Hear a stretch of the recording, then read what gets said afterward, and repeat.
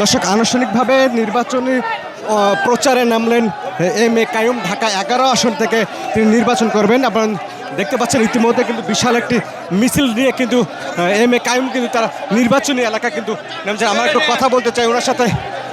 হাদির হত্যাকাণ্ড একটা পরিকল্পিতভাবে একটা ষড়যন্ত্রের অংশ, এটা অনেক জায়গায় হতে পারে। এই ব্যাপারে আমরা সাবধানতা অবলম্বন করছি এবং শহীদ উসমান সাদিক আমি আত্মার মাগফিরাত কামনা করি, জুলাই যোদ্ধাদের আত্মার মাগফিরাত কামনা করি এবং নিরাপত্তার ব্যাপারে নিজেরও আমরা সাবধানতা অবলম্বন করছি। ষড়যন্ত্র বা যারা ছিল প্রতি স্বৈরাচার, তারা বাইরে বসেও বাংলাদেশে নির্বাচন সহ স্বাধীনতা সর্বমুক্ত গণতন্ত্র ভোটের অধিকার নিয়ে ষড়যন্ত্র করছে। এই ব্যাপারে আমরা সতর্ক আছি।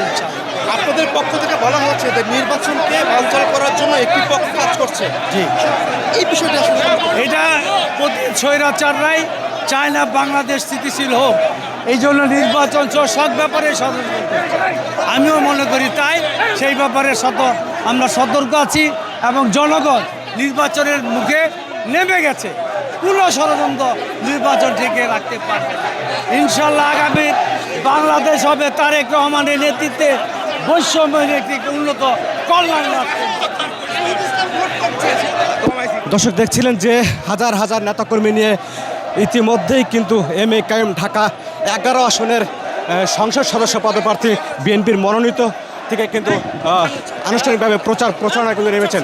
আমরা দেখছেন যে একটু আগে কিন্তু তারা সাংবাদিকদের কিন্তু ব্রিফিং করেছেন, তেমনটা বলছেন যে এই আসনের কিন্তু এনসিপির পক্ষ থেকে নাহিদ ইসলামের আসন, সেখান থেকে কিন্তু উনি এই 11 আসনে কিন্তু তাকে বেছে নিয়েছেন এবং সেখান থেকে কিন্তু নির্বাচিত হবেন এমনটা কিন্তু আশাবাদী।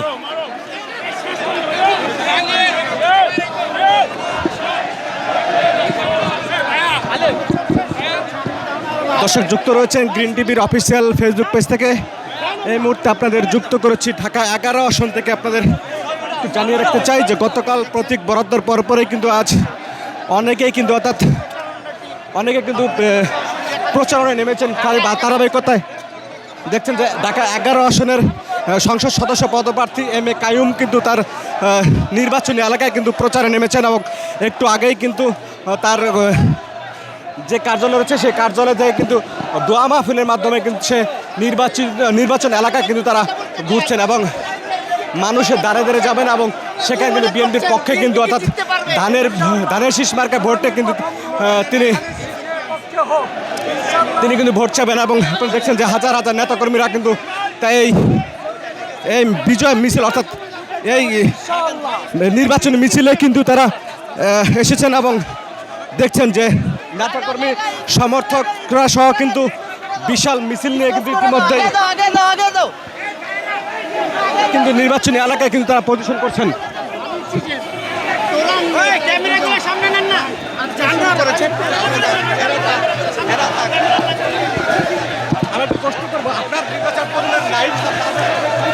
জি, আমরা নির্বাচনে দাঁড়িয়েছি।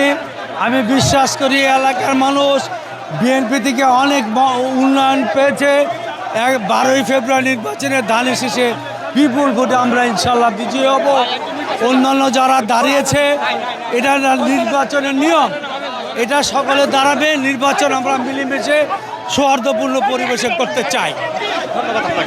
দর্শক, যেমনটা শুনছিলেন যে এম এ কাইয়ুম ঢাকা 11 আসন থেকে কিন্তু তারা এই নির্বাচনী প্রচারণা কিন্তু আনুষ্ঠানিকভাবে নেমেছেন এবং দেখছেন যে হাজার হাজার নেতাকর্মীরা নিয়ে কিন্তু এই নির্বাচনী প্রচারণায় কিন্তু নেমেছেন। আমরা একটু আগে কথা বলছিলাম যে এই আসনটা কিন্তু এনসিপি নেতা নাহিদ ইসলামের হয়।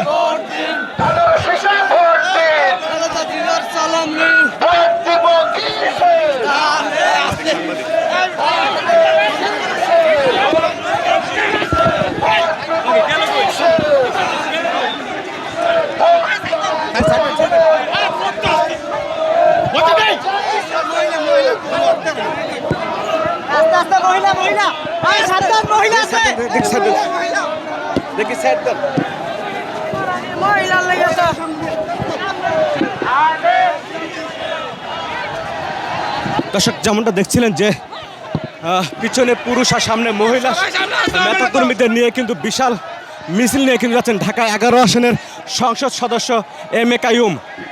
আমরা একটু আগে কথা বলছিলাম, তিনি যেমনটা বলছিলেন যে তারা তার প্রতিদ্বন্দ্বীদের সাথে তাদের সাথে কোনো সম্পর্ক নেই, তারা ধানের শীষে বিপুল ভোটে জয়লাভ করবে এমনটাই কিন্তু বলছিলেন। তো দর্শক, এই ছিল আমার কাছে ঢাকা 11 আসন থেকে নির্বাচনের সর্বশেষ